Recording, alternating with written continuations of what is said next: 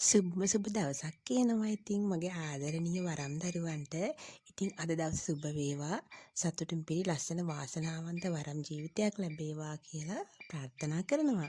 ඉතින් මම අද කතා කරන්නේ නාගවරමක් නැතිවීම, නාගවරමක ශක්තියින් අඩුවීම, නාගවරමක් බල රහිත වෙලා වරමක් ලෙස සාමාන්‍ය ස්වභාවයේ තිබීම. ඉතින් මම මේ හැමෝටම තේරෙන විදියට බොහෝම පැහැදිලිව මේ කාරණා ටික අද මේ වීඩියෝ එක හරහා කියන්න හිතාන් හිටිය පුතේ. ඉතින් මගේ මේ නාගවරම් සම්බන්ධ දෙවෙනි හෝ තුන්වෙනි වීඩියෝ එක මම හිතන්නේ ඉතින් ඉවර වෙනකන් රැඳිලා ඉන්න.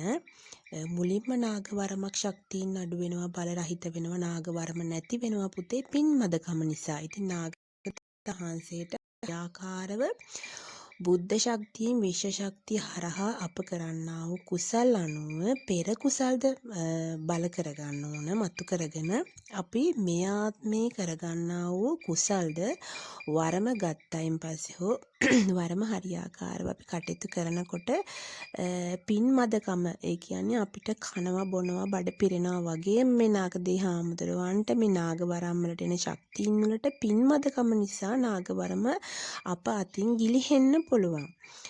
හරියට නොදැන සිටීමද මේ කාරණාවට බලපානවා. ඉතින් ලෙඩ දුක් අධික වරම් දරුවන් තමයි නාගවරම් මුල් කාලේ හමු වෙන්නේ.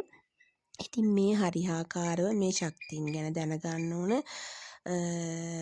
අනිත් එක තමන්ගේ ශක්තිය තමන් ගාව තියාගෙන තැන යෑම. ඒ කියන්නේ නාගවරම් දරුවන් නාගවරම් සම්බන්ධ තැනකට දෙවොලකට හරියාකාර ගුරුවරයෙක් ගාවට තමාට වඩා ශක්තියින් නාග ශක්තියින් තියෙන ගුරුවරයෙක් හරහා තමයි මේවා බල කරගන්න ඕන, ගුරුහරකම් දරන්න ඕන.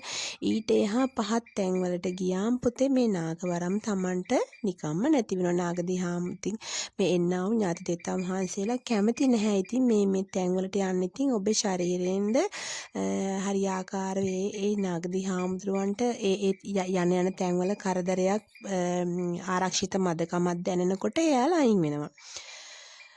අනිත් එක වරමක් ආපු සැනින් තමන්ටද මේක හරි අලුත් දෙයක්. ඉතින් තමන්ගේ ජීවිතේට, තමන්ගේ සිතට, තමන්ගේ ගතට, තමන්ගේ ගෙදර අයට, තමන්ගේ පවුලේ අයට ඉතින් මේ ගොඩක් නාගවරම් දරුවන් මට නාගවරමක් තියෙන කියලා ඔළුවේ තියාගෙන බොහෝ සෙයින් ආඩම්බරකම් දරාගෙන සිටිනවා. ඒ හින්දාද මේ නාගවරම් ශක්ති බල අඩු වෙන්න පුළුවන්. ශරීරයටද, තමන්ගේ දේවලටද, තමන්ගේ නිවසටද, තමා යන තැන්වලටද, තමා කවුරු අල්ලනවද, වෙදෙහෙදකම් කරනවද, නරක දෝෂ අන්ධකාරයන් තමාගේ ශරීරයට අදිනවා. ඉතින් ඒක නොදැනකම හින්දා නාගවරම් එක්කෙනෙක්ට දෙන්නෙක්ට බෙහෙත් කරාට පස්සේ අනේ සුව වුණා, මම තෙල් ගෑවා සුව වුණා, තෙල් එකක් මතුවලා දුන්නා සුව වුණා කියාගෙන වැඩ කරාට ටික කාලෙකින් තමන්ගේ දෝෂ තමන් අයින් කරගත්තේ නැත්තම්, තමාගේ ශරීරයට අදින දෝෂ අයින් කරගත්තේ නැත්තම් මේ නාගවරම් පුතේ නැති වෙලා යනවා. කියන්නේ හිරස්ථාවයකටපත් වෙලා තිනවා. තමා රෝගාධික ශරීර අන්ධකාරයකින් පෙළෙනවා. ඉතින් මේක දැන නොදැන මරණාන්තය දක්වාම මේ විදිහට ඉන්න පුළුවන්.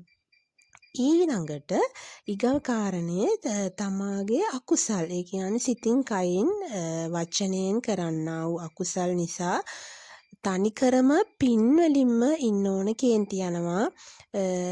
අසාධාරණයට කැමති නැහැ මේ නාගවරම් දරුවන් පිනට ලැබී. ඉතින් තමන් පිට අයට පේන්න පිරිසුදු හිටියට හිත ඇතුලෙන් පව් කරන මේ ඉරිසියාවල් ශරීරගතව තියාිනකොට අනවබෝධ හින්දාම තමන් කලින් ජීවිතේ ජීවත් වුණ ආකාරයට ඔය මේ ගොඩහක් ගැහැණු දරුවන් තැන යන්න පුරුදු වෙලා ඉන්නවා. තමන්ට නොසැහැන්නසේ යාළුවා ආශ්‍රය කරනවා. ගැළපෙන හෝ නොගැළපෙන හෝ ඕනට වැඩි කතා කරනවා. ඕනට වැඩි කේලම් කියාගෙන තමන් හිතන්නේ නැති විදියට හිතින්ද හරියාකාරව පව් කරගෙන යනකොට, ඒ කියන්නේ තමන් සාමාන්‍ය මිනිස්සෙක්නේ, මනුස්ස භාවයන එක ඒ ආකාරයෙන් හිමිහිට අත් මිදුනොත් තමයි පුතේ මේ නාගවරම් දැඩි ලෙස කල්පවන්නේ. ඉතින් අවබෝධය අඩුකම, අනවබෝධය. ඉතින් හොඳ අවබෝධයකින් යුතුව මේ දරුවෝ ඉන්න ඕන. ඒ ආකාර සංවන්ද තමන්ගේ ජීවන රටාව කලින් පුරුදු වෙච්ච ජීවන රටාවෙන් ගොඩක් බැහැර වෙලා තමන් හරියාකාරව පින් කරගෙන කුසල් කරගෙන කියන්නේ වටපිටාවත් එක්ක ඒ තමන් ආඩම්බරයකුත් නොවිලා තමන් හරියාකාරව පරිස්සමෙන් මේ වරම් ජීවිතය ගෙනියන්න ඕන. සමාජයත් එක්ක බාහිර පුද්ගලයන් එක්ක අපි ජීවත් වෙනකොට ආශ්‍රය කරනකොට හරියාකාරව මේ කාරණා අපි හිතාගෙන ගොඩක් වෙලාවට නාගවරම් මේ වරම් දරුවෝ තනි කරන්නේ අනවශ්‍ය සමාජයෙන් අයින් කරලා ඒ කියන්නේ මිනිසුත් එක්ක තරහ වෙනවා අල්ලපගෙදරත් එක්ක තරහ වෙනවා අඬ වෙනවා කියන එක නෙමෙයි දරුවනේ තේරුම් ගන්න. ඉතින් ගොඩාක් දුරට මහාන වෙන්න උනත් තපස්තම් රකින්න උනත් අපි මහා බුදු පියාණන් වහන්සේ තනි වුණා. ඉතින් ගිහිගේ හැර දාලා ගියා. ඒ සොයා ගන්න දැනුම සොයන්න සත්‍ය සොයන්න. ඉතින් ලොවට දෙයක් කරන්න. ඉතින් අපිත් ගිහිගේ හැර දාලා යනවා නෙමෙයි. ඉතින් පෞල් ජීවිත ගත කරන දරු පෞල් එක්ක ඉන්න දරුවෝ බලාගෙන ඉන්න. ඉතින් සමාජයට යන්න ඕන, දරුවන්ගේ වැඩ කරන්න ඕන, මහත්ය කාරණා කරන්න ඕන. අතර මේක සමබරව කරගෙන යන්න ඕන.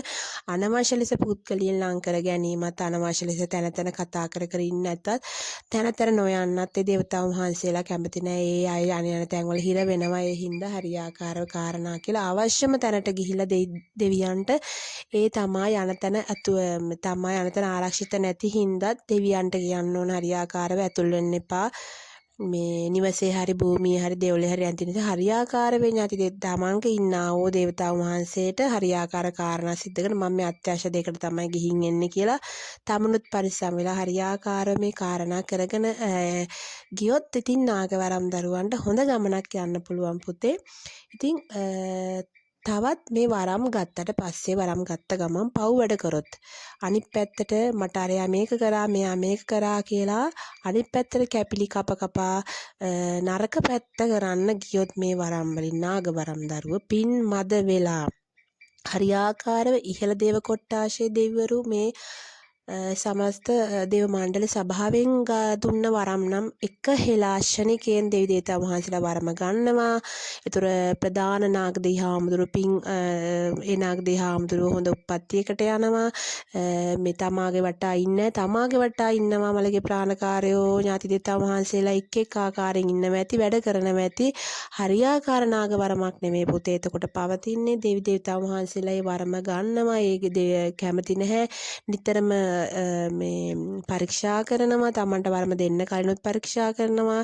පෙර ඉහතාත්ම බලනවා. ඉතින් අපි හරියාකාරව මේක හඳුනාගෙන හරියාකාර මේ ගමන කියොත් පුතේ හරියාකාර නාගදේව හාමුදුරුවෝ පින්දම් කරගෙන බෝධි වන්දනා කරගෙන අන් අයට පිහිට වෙලා අසරණ අහිංසකයට පිහිටලා තමන්ට හම්බෙන කැඹුරුමින් යම්කිසි කොටසක් අහිංසක අසරණ අයට වෙන් කරලා පිනට දහමට යොමු කරලා හරියාකාරව මේ වරම පවත්වා ගන්න බොහෝම අමාරුයි පුතේ. ඉතින් හරියාකාර නාග වරම් දරුවන්ට ගෙදරින් සහයෝගයක් නොලැබෙන්න පුළුවන්. තැනකට යන්න මහත්ය කැමැති වෙන්න පුළුවන්. පන්සලකට යන්න කැමැති වෙන්න පුළුවන්. අනේ දරුවනේ ගෙදර බුදුන් වඳින්න ගෙදර බුද්ධ පූජාව පූජා කරගන්න සෙනසුරාදා උදේට හරියාකාරව බුද්ධ පූජාව පූජා කරගෙන ප්‍රාර්ථනා කරන්න මේ හැම වටාම කැරකිලා ඉන්න මගේ යහපත් මගේ පවුලේ මට මේ දෙයට අතහිත දෙන්න මේ වරම හරියාකාරව යන්න මට හරියාකාර කාරණා කරගන්න මට පාරක් කපලා දෙන්න හරියාකාරව මේ තමුන් පින් කරන්න අසරණ කෙනෙක්ට කන්න බොන්න අඳින්න බලන දෙන්න තමාටත් නැත්තම් සුනකෙක්ට හරි සතෙක්ට හරි පූසෙක්ට හරි ලේනෙක්ට හරි කෑම වේලක් දෙන්න තමන්ගේ බත් පිඩෙන් ගුලියක් හදලා අයින් කරන්න සතෙක්ට. ඉතින් ඒ පින් ආනුභාවයෙන් හරියාකාරව මේ ගමන යන්න ලැබෙන්න කියන්න.